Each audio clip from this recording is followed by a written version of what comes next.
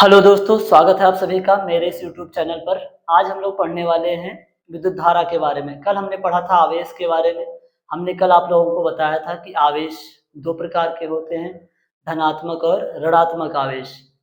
और हमने प्रकृति बताई थी आप लोगों को। और ऋणावेश का मतलब होता है इलेक्ट्रॉनों की अधिकता, धनावेश का मतलब होता है इलेक्ट्रॉनों की कमी। कल हमने पढ़ा था आवेश का क्वांटीकरण, क्वांटाइजेशन ऑफ चार्ज।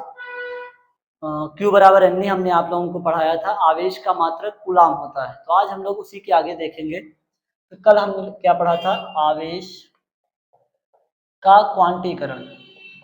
क्वांटीकरण कल हमने पढ़ लिया था आवेश का क्वांटीकरण, क्वांटाइजेशन ऑफ चार्ज बोलते हैं इसको, क्वांटाइजेशन। कल हमने पढ़ा था इसमें कि सूत्र क्या होता है, Q बराबर NE। यही फार्मूला कल हम लोगों ने पढ़ लिया था।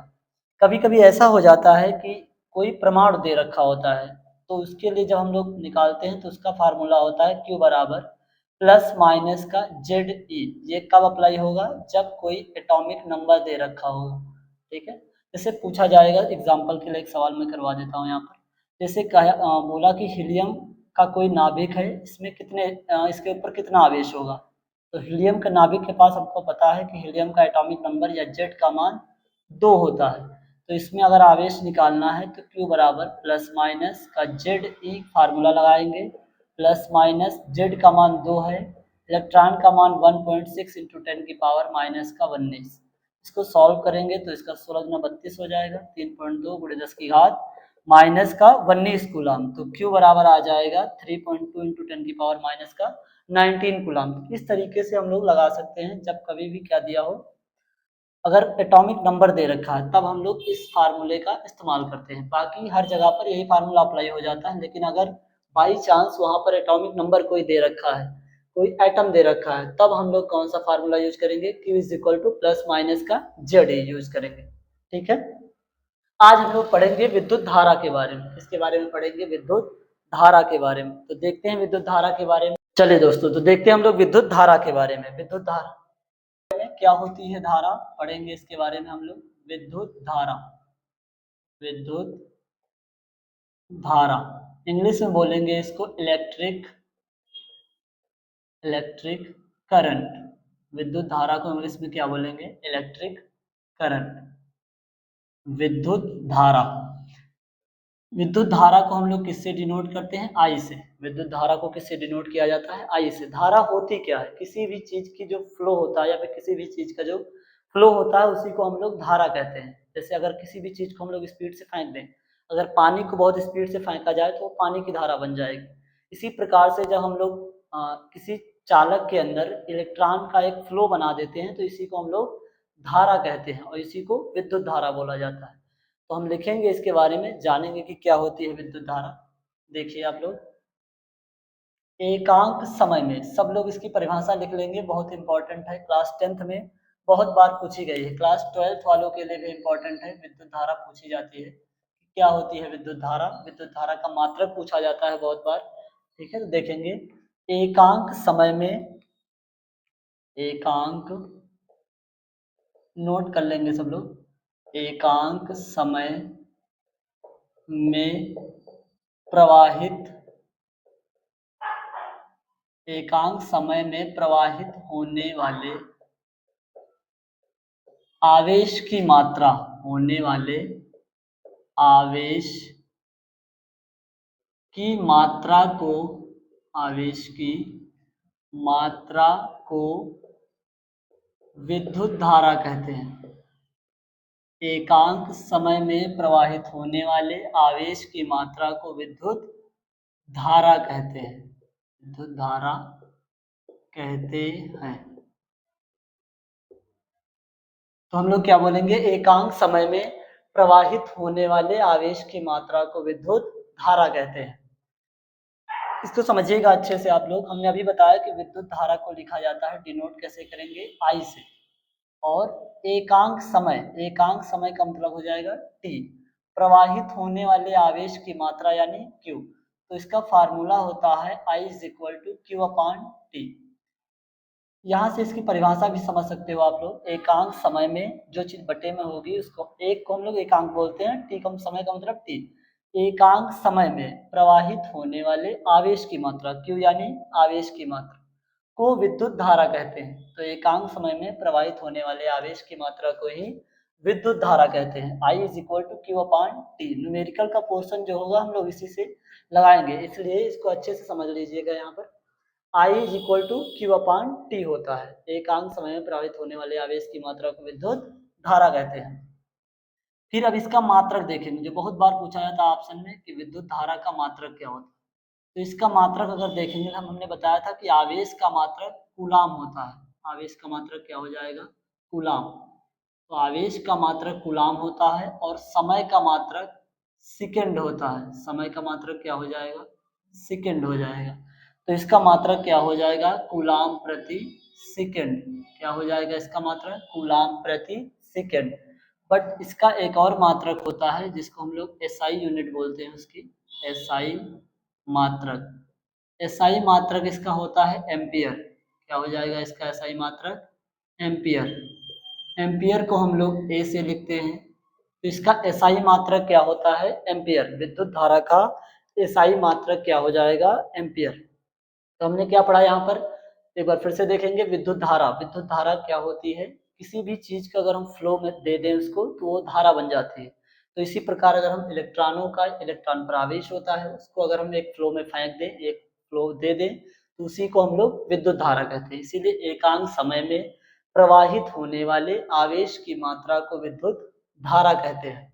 फार्मूला क्या हो जाएगा? I is equal to q upon t. इसका मात्रक क्या होता है? कूलाम प्रति सेकंड। अगर देखें इसका मात्रक एसआई मात्रक तो एम्पियर होता है। ऑप्शन में पूछेगा कि विद्युत धारा का मात्रक क्या होता है, तो हम लोग क्या बताएंगे? एम्पियर। एसआई मात्रक एम्पियर होता है। तो में किसी को डाउट तो नहीं है कहीं पर? अगर डाउट होगा तो आप कमेंट करके पूछ सकते हैं। इसके आगे हम लोग देखेंगे। अब इसके कई सारे फार्मूले बना सकते हैं यहाँ से हम लोग। जैसे कि यहाँ पर अगर लिखे इसी का फार्मूला, क्यू को रोक ले हम यहाँ पर, क्यू इज इक्वल टू, तो टी को इधर भेज देंगे तो आई क्यू बराबर क्या हो जाएगा? I T. तो आवेश अगर निकालना है तो इस तरीके से हम लोग निकाल सकते हैं। तो यहाँ से एक चीज और देखेंगे आप लोग। अगर हम लोग आवेश का दूसरा मात्रक देखें, हमने एक मात्रक पढ़ा है, क्या होता है आवेश का एक मात्रक? बताएंगे आप लोग कमेंट करके। आवेश का एक और मात्रक क्या होता है बताया है हमने, दूसरा मात्रक और हम बता रहे हैं। आई का मतलब धारा, और धारा का मात्रक अभी बताया हमने एम्पियर होता है। क्या होता है? एम्पियर। और दूसरा यहाँ पर टी है, टी का मतलब समय, समय का मात्रक सेकंड। तो इसको हम लोग एम्पियर सेकंड भी लिख सकते हैं। तो एक और मात्रक कौन सा हो जाएगा? Ampere second. और दूसरा मात्रक आप लोगों को बताना है, कल की क्लास में हमने बताया था कि क्या होता है उसका मात्रक। ठीक है, आगे देखते हैं हम लोग दोस्तों। अब इसके ऊपर छोटे छोटे सवाल आ जाते हैं। जैसे सवाल कैसे आएंगे? पूछेगा एक सेकंड में, एक सेकंड में एक एम्पियर की धारा, एक एम्पियर की धारा से गुजरने वाले इलेक्ट्रॉनों की संख्या बताइए। गुजरने वाले इलेक्ट्रॉनों, इलेक्ट्रॉनों की संख्या बताइए, की संख्या बताइए। एक सेकंड में, एक सेकंड में एक एम्पियर की धारा से गुजरने वाले इलेक्ट्रॉनों की संख्या बताइए। इसको इस प्रकार से भी लिखा जा सकता है कि एक सेकंड में एक कूलाम अगर आवेश है तो उसमें कितने इलेक्ट्रॉन होंगे। तो इसको देखिए हम लोग कैसे लगाएंगे। समय दे रखा है इसमें एक सेकंड, जो टी का मान हो जाएगा यहाँ पर कितना हो जाएगा? एक सेकंड। तो टी बराबर एक सेकंड। और एक एम्पियर की धारा है, धारा का मान कितना हो जाएगा? धारा को हम लोग आई से डिनोट करते हैं, एक एम्पियर। निकालना क्या है? इलेक्ट्रॉनों की संख्या। हमने कल बताया था इलेक्ट्रॉनों की संख्या को हम लोग n से लिखते हैं। डिनोट किससे करेंगे? n से। अब इसका फार्मूला क्या हो जाएगा? I is equal to q upon t. अभी हमने पढ़ा है कि I बराबर क्या होता है? Q upon T. विद्युत धारा में अभी पढ़ा है हमने कि I बराबर क्यू अपान टी। और कल हमने पढ़ा था कि Q बराबर क्या होता है? Ne। हमने कल पढ़ा था क्या होता है Q बराबर Ne। तो यहाँ पुट करेंगे Q की जगह पर Ne हो जाएगा और बटे में T हो जाएगा। यानी सही फार्मूला क्या होगा? I is equal to Ne upon t. तो यहाँ देखेंगे हम लोग आई की वैल्यू दे रखी है, कितनी है 1 एम्पियर। आई का मान कितना हो जाएगा 1 एम्पियर। एन हमको पता नहीं, निकालना है, फाइंड आउट करना है। ई का मान होता है 1.6 इंटू 10 की पावर माइनस का 19 और टी का मान है 1 सेकेंड। इसको सॉल्व करेंगे हम लोग, आंसर आ जाएगा, देखिएगा आप लोग। इधर 1 से 1 का गुणा करेंगे तो 1 हो जाएगा, इज इक्वल टू इसका मान हो जाएगा n गुणे 1.6 गुणे 10 की घात माइनस का 19 और यहाँ से निकालेंगे n इज इक्वल टू, इधर ये गुणे में है, इधर आएगा तो बटे में हो जाएगा, अपान में चला जाएगा। तो 1.6 इंटू 10 की पावर माइनस का n is equal to 1 upon 1.6 into 10 की पावर माइनस का 19।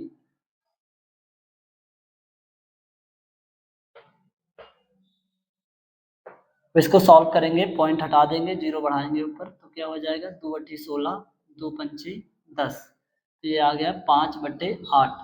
घात अगर जब कभी भी अगर नीचे माइनस की है तो ऊपर जाएगी तो प्लस की हो जाएगी। आप लोग सही से देखिएगा, यहाँ पर एक इसके पास 19 जीरो है तो इससे हम एक जीरो ले लेंगे, तो ये हो जाएगा 50 और बटे 8 गुणे 10 की घात, हमने 19 जीरो थे, इसको एक दे दिया तो यहाँ पर कितने बचे 18। भाग करेंगे 8 एक नम 8, 8 छंग 48, बचा कितना 2। फिर काटेंगे इसको, 8 छंग 48 के बाद फिर कंटिन्यू करेंगे तो 2 बचेगा, पॉइंट लगा, जीरो बढ़ा 20 हो गया, 8 दूनी 16, बचा 4, पॉइंट लगा 40 हो जाएगा, 8 पंचे 40, यानी कि n का मान आ जाएगा 6.25 गुणे 10 की घात 18। आप लोगों को इसको याद रखना है, ऑप्शन में बहुत पूछा जाता है कि अगर 1 एम्पियर की धारा है 1 सेकंड तक प्रवाहित की जाए तो गुजरने वाले इलेक्ट्रॉनों की संख्या कितनी होगी, तो 6.25 गुणे 10 की घात 18 है, 1 सेकंड तक प्रवाहित हो रही है तो उसमें गुजरने वाले इलेक्ट्रॉनों की संख्या 6.25 गुणे 10 की घात 18 होती है। ठीक है, और इसको याद रखिएगा अच्छे से, क्योंकि ये बोर्ड एग्जाम में बहुत बार आया है, ये क्वेश्चन पूछा जाता है कि 1 एम्पियर की धारा अगर 1 सेकंड तक प्रवाहित की जाए तो उसमें गुजरने वाले इलेक्ट्रॉनों की संख्या कितनी होगी, तो 6.25 गुणे 10 की घात 18। इसको इस प्रकार से भी बोल सकते हो कि अगर 1 सेकंड में 1 कूलाम का आवेश प्रवाहित किया जाए तो उसमें गुजरने वाले इलेक्ट्रॉनों की संख्या कितनी होगी, तब भी इसका मान इतना ही आता है 6.25 गुणे 10 की घात 18। तो इसके आगे हम लोग कल पढ़ेंगे, कल बहुत सारे न्यूमेरिकल्स करेंगे हम लोग इसी विद्युत धारा के चैप्टर के। ठीक है, तो बाकी हम लोग कल मिलते हैं कल की क्लास में, तब तक आप लोग नोट्स अच्छे से बनाइएगा और कमेंट करिएगा आप लोगों को क्लास कैसी लगी। तो मिलते हैं कल की क्लास में, तब तक के लिए धन्यवाद दोस्तों।